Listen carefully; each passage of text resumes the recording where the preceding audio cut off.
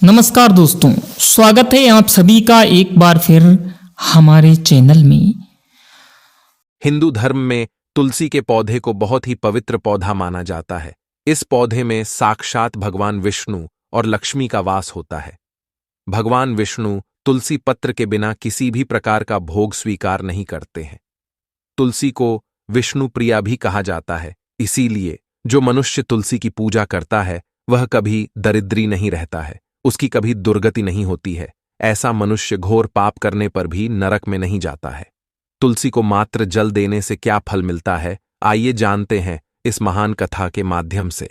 एक बार देवी सत्यभामा भगवान श्री कृष्ण से पूछती है, हे स्वामी, आप तो तीनों लोकों के स्वामी हैं, फिर भी आप इस तुलसी के पौधे की पूजा क्यों करते हैं? इसे नित्य जल क्यों चढ़ाते हैं? मैं इस पौधे को जल चढ़ाने का महत्व जानना चाहती हूं। तब भगवान श्री कृष्ण कहते हैं, हे देवी सत्यभामा, तुलसी साक्षात लक्ष्मी का ही रूप है। इसकी नित्य पूजा करने के करोड़ों फायदे हैं।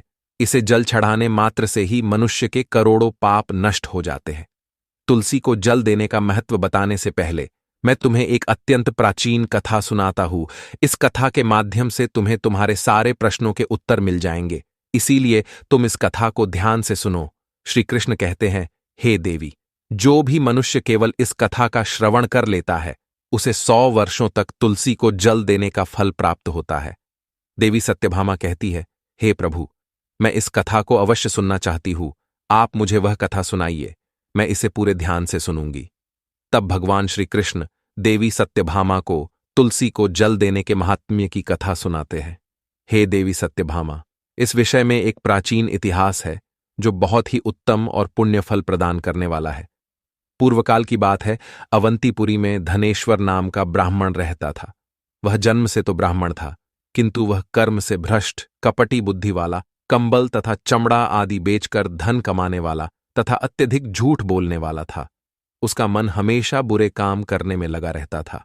वह चोरी, वेश्यागमन तथा जुए में आसक्त रहता था। उसने अपने जीवन में कभी पुण्य के काम नहीं किए, शास्त्रों का अध्ययन नहीं किया, पूजा पाठ भी नहीं किया। सदैव अपना मन दूसरों के धन पर लगाकर रहता था। वह दिन में धन कमाता और रात्रि में वेश्याओं के साथ रात बिताता था। इस प्रकार से वह अत्यंत पापी धनेश्वर ब्राह्मण अपना जीवन केवल पाप करने में व्यतीत करता था। उसने अपने मुख से कभी भगवान विष्णु का नाम भी नहीं लिया और न कभी देवी देवताओं का पूजन किया। इस प्रकार से पाप करते हुए उसे अनेक वर्ष बीत गए। फिर वह धनेश्वर ब्राह्मण खरीदी बिक्री करने के लिए माहिष्मतीपुरी में जा पहुंचता है।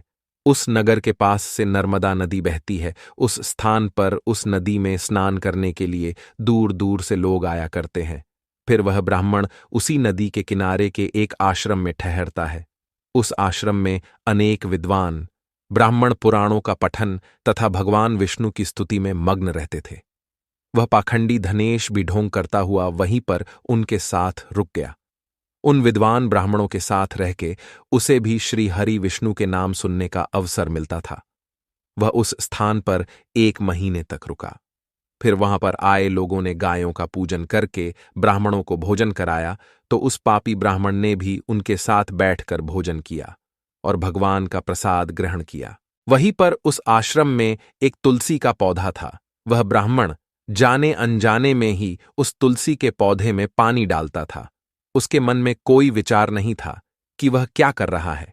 वह रोज सुबह उठकर पात्र में पानी लेकर तुलसी के पौधे में डालता रहता था।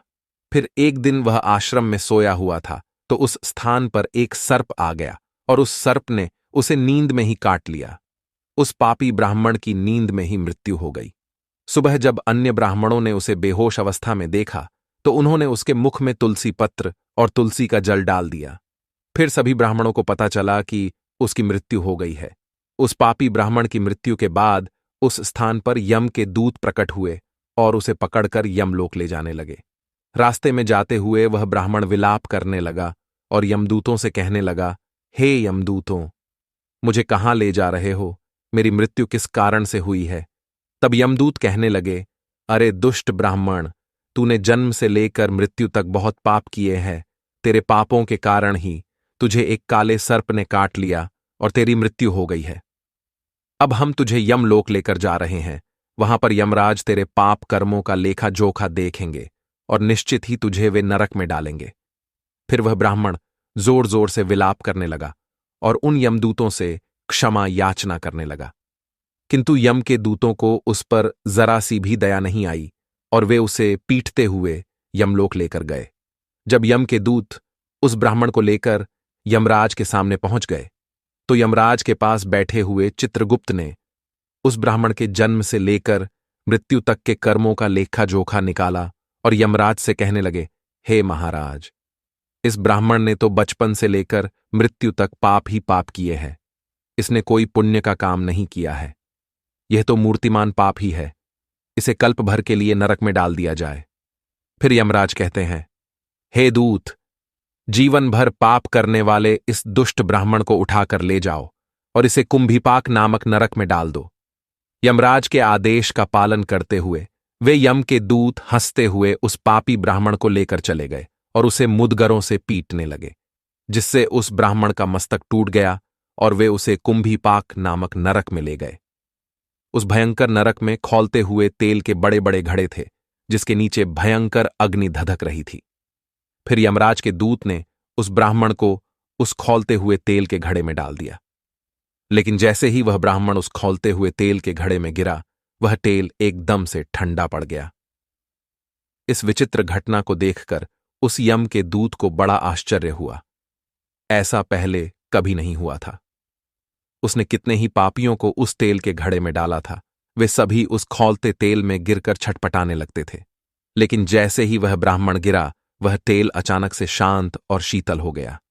इस आश्चर्य को देखते ही वह यमदूत तीव्र गति से दौड़ता हुआ यमराज के पास पहुंच गया। यमराज ने पूछा, हे दूत, क्या बात है, इतनी तीव्र गति से दौड़ते हुए क्यों आ रहे हो? फिर वह दूत कहता है, हे यमराज, आपने जिस ब्राह्मण को कुंभीपाक में डालने के लिए कहा था, जैसे ही हमने उसे कुंभीपाक नरक में डाल दिया, नरक की अग्नि बुझ गई और वह खौलता हुआ तेल भी ठंडा पड़ गया। फिर यमराज कहते हैं, हे दूत, यह तो बड़ी ही विचित्र घटना है। ऐसा तो पहले कभी नहीं हुआ। यमराज विचार कर रहे होते हैं, तभी उस स्थान पर देवर्षि नारद पधारते हैं। देवर्षि नारद को देखकर यमराज अत्यंत प्रसन्न होते हैं और उन्हें प्रणाम करके उनका स्वागत करते हैं। फिर यमराज नारद जी से कहते हैं, हे देवर्षि, आप उचित समय पर आए हैं। हमने आज एक अत्यंत पापी ब्राह्मण को कुंभीपाक नरक में गिराया है, किंतु उसके गिरते ही नरक की अग्नि ठंडी पड़ चुकी है और खौलता हुआ तेल भी शीतल बन गया है। तब देवर्षि नारद यमराज से कहने लगते हैं, हे धर्मराज, आपने जिस ब्राह्मण को कुंभीपाक नरक में डाला है, वह नरक में डालने योग्य नहीं है, क्योंकि इस ब्राह्मण के द्वारा अनजाने में ही ऐसा कर्म हो गया है जो नरक का नाश करने वाला है।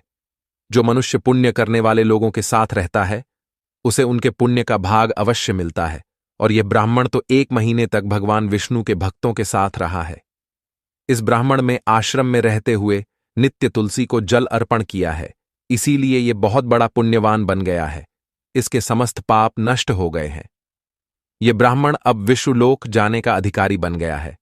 इस ब्राह्मण ने अनजाने में ही इतना पुण्य कमाया है जो जन्म जन्मांतरों में मनुष्यों को प्राप्त नहीं होता है। इसीलिए आप इसे नरक में न पकाओ। इस ब्राह्मण के पापों के लिए इसे केवल इतना दंड दो, इसे नरक लोक का दर्शन कराओ। देवर्षि की बात सुनकर यमराज अत्यंत प्रसन्न होते हैं और ब्राह्मण को कुंभीपाक नरक से निकालकर लाते हैं और अपने दूतों से कहते हैं, हे दूत, इस ब्राह्मण महात्मा को ले जाओ और संपूर्ण नरकों का दर्शन कराओ। फिर यम के दूत उस ब्राह्मण को ले जाते हैं और संपूर्ण नरकों का दर्शन कराने लगते हैं। भगवान श्री कृष्ण कहते हैं, हे देवी सत्यभामा, इस प्रकार से यम के दूत उस ब्राह्मण को संपूर्ण नरकों का दर्शन कराते हैं और यक्षलोक में ले जाते हैं, और फिर वह ब्राह्मण एक यक्ष बन जाता है। श्री कृष्ण कहते हैं, हे देवी, वनस्पति नाम तुलसी, मासा नाम कार्तिकः प्रिय, एकादशी तिथि नाम च क्षेत्राणाम द्वारका मम। वनस्पतियों में मुझे तुलसी प्रिय है, मास में कार्तिक मास, तिथि में एकादशी और क्षेत्र में मुझे द्वारका प्रिय है। इसीलिए जो मनुष्य नित्य तुलसी की पूजा करता है, तुलसी को जल देता है, वह मुझे सबसे अधिक प्रिय है। उस मनुष्य की कभी दुर्गति नहीं होती है। वह कभी नरक में नहीं गिरता है। जिन घरों में तुलसी का पौधा सदैव ही हरा भरा रहता है, उस घर में सुख, शांति और समृद्धि बनी रहती है। भगवान विष्णु की पूजा में और उन्हें चढ़ाए जाने वाले भोग में तुलसी के पत्र अवश्य होने चाहिए, क्योंकि तुलसी पत्र के बिना भगवान विष्णु किसी भी प्रकार का भोग स्वीकार नहीं करते हैं। इसीलिए प्रत्येक घर में तुलसी का पौधा अवश्य होना चाहिए। अगर आपके घर में तुलसी है तो सुख, शांति और समृद्धि के लिए तुलसी को चुनरी अवश्य चढ़ानी चाहिए। हमेशा ध्यान रहे कि तुलसी का पौधा चुनरी के बिना अधूरा होता है। तुलसी केवल एक पौधा नहीं है, बल्कि वह देवी है, विष्णु पत्नी है। इसीलिए तुलसी को चुनरी अवश्य ही चढ़ानी चाहिए। इससे पति पत्नी में प्रेम और विश्वास बढ़ता है। घर में रहने वाली महिलाएं सदा सुहागिन और सौभाग्यशाली रहती है। तुलसी का विवाह भी अवश्य करना चाहिए। इससे मनुष्य के सभी दुखों का अंत होता है और सांसारिक जीवन सुखमय बीतता है। तुलसी के पौधे के पास अपने मुख से अपशब्द नहीं बोलने चाहिए। तुलसी के पास भूल से भी जूते, चप्पल अथवा झाड़ू, पोंछा नहीं रखना चाहिए। इसे पाप माना गया है। जहां पर तुलसी का पौधा हो, उस स्थान के आसपास थूकने से घोर अनर्थ होता है। तुलसी के पास जल से भरा हुआ पात्र भी नहीं रखना चाहिए। तुलसी के पौधे के पास दीपक जलाने के बाद दीपक को वहां से हटा देना चाहिए, क्योंकि तुलसी के नीचे बुझा हुआ दीपक रखना अशुभ माना जाता है। जिस स्थान पर भी तुलसी का पौधा होता है, उस स्थान को हमेशा ही स्वच्छ रखना चाहिए। इसीलिए नियमित रूप से तुलसी के पौधे का पास साफ सफाई का ध्यान रखें। तुलसी के पौधे में शिवलिंग और गणेश जी की प्रतिमा नहीं रखनी चाहिए। साथ ही तुलसी के गमले में अन्य किसी भी प्रकार का पौधा भी लगाना अशुभ होता है। तुलसी के पौधे के पास कपड़े भी नहीं सुखाने चाहिए, अन्यथा कपड़ों से गंदा पानी तुलसी के पौधे पर गिर सकता है। ध्यान रहे, तुलसी के पौधे को नाखून से नहीं तोड़ना चाहिए। इससे तुलसी का अपमान होता है। यदि तुलसी के पत्ते सूख कर गिर जाते हैं तो उन्हें कचरे में नहीं फेंकना चाहिए। उन पत्तों को आप तुलसी की मिट्टी में ही दबा दें। रविवार के दिन तुलसी के पत्ते नहीं तोड़ने चाहिए और रविवार को तुलसी को जल भी नहीं चढ़ाना चाहिए। बाकी अन्य दिन नित्य बिना चुके तुलसी को सुबह जल देना चाहिए और शाम के समय एक दीपक जलाना चाहिए। अक्सर महिलाएं स्नान के बाद अपने बाल खुले रखकर ही तुलसी को जल देती है। ऐसा करना गलत होता है। महिलाओं को हमेशा ही अपने बाल बांधकर माथे पर सिंदूर लगाकर ही तुलसी में जल देना चाहिए। इससे तुलसी का आशीर्वाद प्राप्त होता है। घर में तुलसी का पौधा लगाते समय ध्यान रहे कि इसके लिए गंदी मिट्टी का उपयोग न करें। तुलसी के पौधे के लिए शमशान की अथवा गंदगी वाले स्थान की मिट्टी का कभी उपयोग नहीं करना चाहिए। इससे तुलसी मां रूठ जाती है और सूखने लगती है। तुलसी का पौधा कभी गंदे स्थान पर नहीं लगाना चाहिए, जैसे नाली अथवा बाथरूम के पास तुलसी का पौधा कभी नहीं रखना चाहिए, अन्यथा गंदा पानी तुलसी के पौधे में गिर सकता है, जो बहुत ही अशुभ माना गया है। घर में तुलसी का पौधा कभी सूखना नहीं चाहिए। शास्त्रों में ऐसी मान्यता है कि तुलसी का पौधा सूखना अकाल मृत्यु की सूचना देता है। घर में तुलसी का पौधा सूख जाए तो घर की सुख समृद्धि खत्म हो जाती है। सूखी हुई तुलसी में मां लक्ष्मी का वास नहीं होता है। शास्त्रों के अनुसार मासिक धर्म के दौरान महिलाओं को तुलसी के पौधे में पानी नहीं डालना चाहिए और तुलसी को स्पर्श करना भी वर्जित है। तुलसी को बिना स्नान किए जल नहीं देना चाहिए और पैरों में चप्पल आदि पहनकर भी तुलसी को जल ना दें। तुलसी को जल देते समय ध्यान रहे कि वह जल आपके पैरों पर ना पड़े। इससे तुलसी का अपमान होता है। श्री कृष्ण कहते हैं, नित्य तुलसी के दर्शन से मनुष्य को स्वर्ग की प्राप्ति होती है और तुलसी पत्र के सेवन से उसके सभी पाप नष्ट हो जाते हैं। तुलसी का पौधा हमेशा ही घर के सामने लगाना चाहिए। इसे पूर्व अथवा उत्तर दिशा में लगाना सबसे अधिक शुभ होता है। तुलसी के पास मरुस्थलीय पौधे रखना बेहद अशुभ माना जाता है।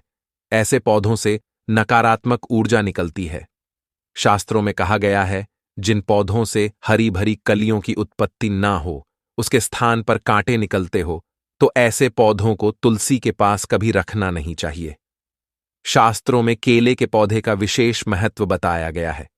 अगर तुलसी के पास केले का पेड़ लगा देते हैं तो कई गुना अधिक लाभ प्राप्त होंगे। केले के पेड़ में भगवान विष्णु का वास होता है। इसे तुलसी के पास लगाने से घर में सुख समृद्धि आती है। तुलसी के पौधे में शालिग्राम भी अवश्य रखना चाहिए। तुलसी के गमले में शालिग्राम रखने से तुलसी का और भी अधिक शुभ प्रभाव आपको देखने को मिलेगा। शालिग्राम भगवान विष्णु का निराकार रूप माना जाता है। यह काले रंग का पत्थर होता है जिसे विलक्षण और मूल्यवान माना गया है। इसे अगर तुलसी के गमले में रखेंगे तो आपके घर से संपूर्ण नकारात्मक ऊर्जा नष्ट हो जाएगी। घर में केवल एक ही शालिग्राम की पूजा करनी चाहिए। पुराणों में कहा गया है, भगवान विष्णु की मूर्ति से कई ज्यादा उत्तम होता है शालिग्राम की पूजा करना। शालिग्राम को चंदन लगाकर उस पर एक तुलसी का पत्ता रखना चाहिए। प्रतिदिन शालिग्राम को पंचामृत से स्नान कराना चाहिए। ऐसा करने से सभी जन्मों के पाप नष्ट होते हैं। शालिग्राम सकारात्मकता और सात्विकता का प्रतीक होता है। तो दोस्तों, इस प्रकार से भगवान श्री कृष्ण ने देवी सत्यभामा को तुलसी के पौधे को जल देने का महत्व बताया है और घर में तुलसी का पौधा लगाने के नियम बताए हैं। आपको यह कथा कैसी लगी कमेंट करके जरूर बताएं। जानकारी अच्छी लगी तो वीडियो को लाइक जरूर करें। साथ ही कमेंट में जय श्री कृष्ण और जय मां तुलसी जरूर लिखें। आपसे विनती है कि आप इस चैनल को सब्सक्राइब जरूर करें ताकि ऐसी ही आध्यात्मिक जानकारी आपको प्राप्त हो। आप सभी का धन्यवाद।